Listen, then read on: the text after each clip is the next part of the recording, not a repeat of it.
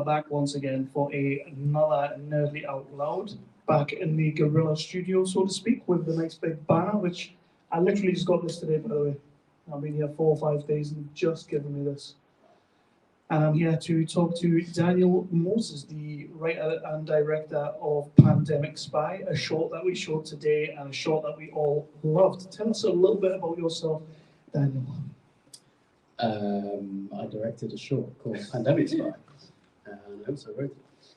It's about the spies and how they coped in the pandemic, because no one thinks of the spies. Well, that's the thing, because and we've been saying this a lot this week, because we got quite a lot of lockdown movies. Of course we did, like there's just lockdown movies all over the place. But we got 4 or 5 this year that were like really intelligent, really clever, and it just, what does a spy do when he's out on, because like you say, you can't go on furlough. So that's it. The spies weren't on furlough. They've still got to do their jobs. Everyone's at home. They know what's going on because everyone's tweeting about it. So they've got nothing to do, really. Yeah. They've got to keep secrets safe or do whatever it is that spies do or do not do. So it was really kind of a very silly sort of offshoot of a news story that I saw at the beginning of 2021. Yes. There was this very, I think the government basically said, don't sit on the park benches, you might get COVID. I don't know if that was true, I don't know. I did see a few benches taped up. I don't think it lasted more than a week. My immediate reaction was of concern for the spying community. Obviously. How would they do their job? Yeah. This is just making it much, much harder. And we shouldn't be making things harder in a time of public health, worldwide health crisis. So that was basically it. I want to jump back a little bit further though, before Pandemic Spy. How did you get into this industry? What made you want to be a filmmaker, and what drives you? So I've had a camera in my hand since I was like 10. So this is just the logical progression. It's not particularly original origin story. My dad's video camera. I watched a lot of TV. I found out that I could record stuff and then put it on the TV, and thus I could make TV. Just have always been filming things. Have always been learning how to tell stories. I learned how to edit by using 2 VCRs. Old school. Which is not as old as some other sort of formats, but 2 VHS machines really make you think about what you're shooting and how to tell the story. And it takes time. it takes time and patience to learn how to do that. So by the time I was studying media studies for A-level, I knew how to tell stories. Yeah, definitely, man. And was there ever, because it's a spy, Pandemic Spy is about spies, so it's a very niche sort of genre. Was there ever a spy movie that maybe in the back of your mind that you saw back in the day that maybe inspired this a little bit? Well, these spies, it's not James Bond. This is very much Tinker Tailor Soldier Spy. It's the kind of grimy, it's grunt work. It's pushing paper around in briefcases. We don't know what's in the briefcase. We joke that there might just be a USB stick. Oh, yeah. I think microfilm. Our spy is not very modern. He's very much old school. He believes in the craft. So I think he just likes carrying the briefcase around, and he can sit on it as well because he can't sit on it. It's very much that kind of old school spy. Not very flashy. They're in the park exchanging things, which makes it much harder when they can't do that. They're completely lost. You're writing in a pandemic. You're filming just coming out of lockdown. Casting, I'm assuming, was done during all that kind of period. What kind of problems or restraints or like things that kept you down did you have when planning and shooting? So we filmed beginning of July of last year. I think it was a few weeks before the end of whichever lockdown. Well, probably I'm pretty sure it was the last lockdown. I lost count. There was a few. There was a couple. For me, I had a lot of personal things to overcome because I've got asthma, so I was basically shielding for most of the year. The year that was. I turned down quite a lot of work. I was not prepared to go anywhere or do anything, and people were adapting, and I think it was amazing. And I wrote this as a lot of hopefully a lot of relatable things to a lot of people. When it came to actually pre-productioning and when I finally sort of kicked myself up the bum to actually just get it done and move it forward, all the pre-production was done on Zoom. All the rehearsals were done on Zoom. I hadn't even heard of Zoom before lockdown. And what's extraordinary, people with like proper adult jobs were doing this every day for like a year and a half, which is mad. And I didn't really understand any of that, and I didn't really understand. People said it was exhausting. It was exhausting doing pre-production and rehearsals, mainly because if you haven't really connected with anyone for a while, you're doing a 2-3 hour conversation about how are you? What are you doing? You okay? You okay? Sure. Yeah, it's a bit mad. So I found that kind of exhausting, not being able to get my actors just into a park, and I think by that point we're probably allowed to sit on benches to rehearse because they were busy and everybody was busy. To also just not, that this was my first shoot of anything in 18 months, so no pressure. Yeah, exactly. So no pressure at all. Start flexing that muscle again. Yeah, it was just throwing myself into the deep end a bit. But fortunately, everyone, very small cast of two and very small crew, and everyone was amazing. And I've worked with most people before. One or two people hadn't. And then there were my siblings I bullied into that I asked very nicely if they would help out, and be a couple of extras. And we're all outside, and we were really lucky with the weather. It looked like it was going to rain the whole weekend, which I didn't have a plan B for. That would have completely ruined the whole. It would have, but you never rolled with it. Just some sort of green screen option that yeah, so that was quite a bit nerve-wracking just for me personally, but everyone was just brilliant.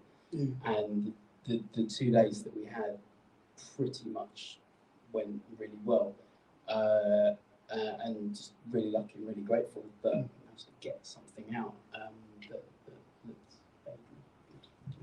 vaguely good. Okay, that's kind of modest. So you've been out of the game for a little while because of the lockdown and everything, but you've been creating Pandemic Spy, and then you've got it out there. You're now in festivals, physical festivals, because you came from the Carmarthen as well? Carmarthen Bay. Yeah, so you've come from there as well. So you're touring the festivals.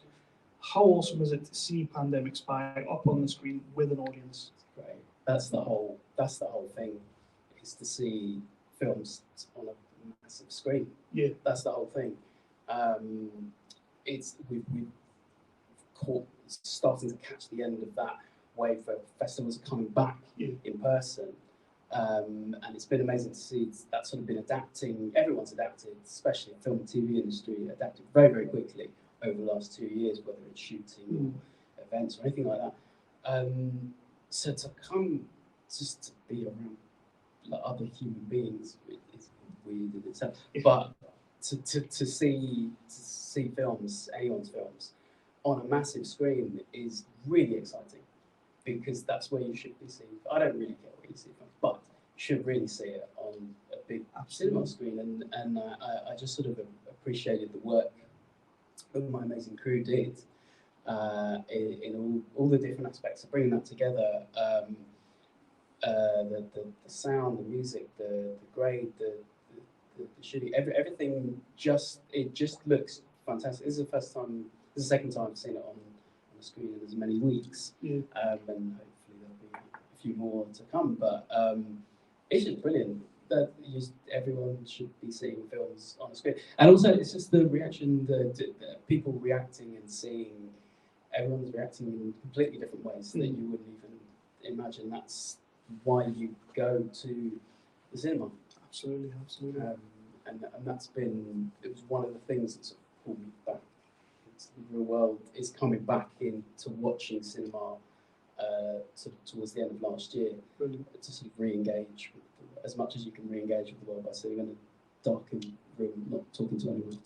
We should never lose our love of cinema, and as much as we adapted during the pandemic and the lockdown, and obviously Netflix is there, Amazon is there, and everything, we still need the cinema experience. And this is the first time I've been back to a festival, much like everyone else, and seeing all these films up on the screen is fantastic. And yeah, it was a horrible time, but we've got some fantastic projects coming out of it. How excited are you to see cinema over the next year to 2 years, with you getting back into the cinemas? It is really awesome. I do love seeing films on a massive screen. Yeah. There's been a lot of creativity. There was always going to be like lockdown films, pandemic themed films. There was going to be a massive deluge of different, and everyone's sort of might be in different boats, but we were all in the same storm, and everyone was going to start reacting to something differently and working through our issues of basically true. So it is really exciting. It is exciting to see. It's weird for me because I know people have really been working in the last 2 years, and I just haven't. So I am really sort of just getting back into it over sort of less than a year. So this is all kind of new and weird to me. But yeah, I think it's opened up quite a lot of new opportunities. One of the things that I both love and hate about short movies is that sometimes they're just too short and I want to see more. Could we be getting a feature-length version of Pandemic Spy? Because I want to see a film about spies who can't do their jobs. I think I speak on behalf of everyone in the world when I say there shouldn't be a longer or sequel to Pandemic Spy. I think we should. I'm doing myself out of a possibly lucrative franchise, but I definitely want to do it. I'm big on spies. Never grew out of that, but there might be something. Yeah, spies not being able to do their job is funny, as well as disastrous for them, really. Exactly. So with that, we're going to start wrapping up a little bit, but tell me, obviously you would love to do a feature-length spy movie. Do you have anything else that you're working on, anything you can tell us about, or anything that you would love to be doing? At the moment, I'm quite a busy year, which is exciting. But I'm just sort of getting back into writing. I'm a little bit behind, so I've got a couple of ideas, a couple of short films that I want to make a sort of proof of concept for longer things, whether it's a feature or TV series. I think we're in this quite exciting time where a short could be a proof of concept for either feature or TV series. TV's awesome now, you know. It's like some great stuff. It could be, you know, longer projects. Could be TV series. It could be features. And I love the fact that we've got a bit of fluidity in that. I mean, it's hard. It's not the easiest thing in the world to get it, but we've got amazing options now. It's never been easier to tell really good stories at length. But I'm writing a few things. I don't think I have the confidence to say exactly what they are with the camera right there just yet. No problem.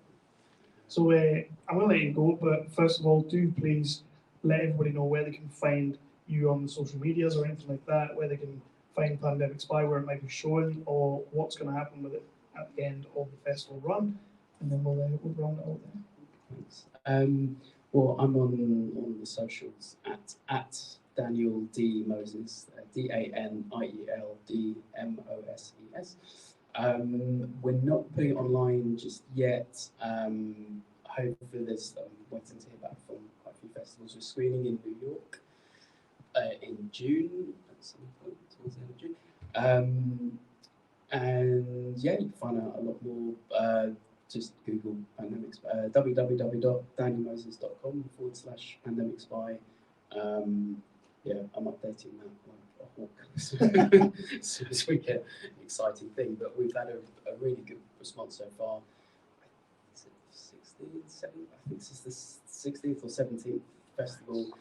The second one that we've been able to come and see it on the screen. Hopefully there'll be many more. We've won a couple of awards, been nominated for other things. It's been really fun. I didn't know if people just, there's a lot of lockdown films, a lot of pandemic people. I had no idea if people were going to watch. But yours has got that little sort of silly tongue-in-cheek to it, and I think that's why people like it. It's different, it's original, it's not just a spy sitting on Zoom and talking to another spy. It's a spy who can't do his job properly sitting in the park where he can't sit properly. It's great. Our spies don't trust Zoom. They're never going to be on Zoom. Well, Daniel, I have to say thank you very much for submitting the movie to Romford. Thank you very much for letting us show it on the screen, and it's been awesome having you. Thank you so much, and thank you so much for having us. And yeah, well done for a great festival. Just next thing you do, get it submitted. Thank you. So much.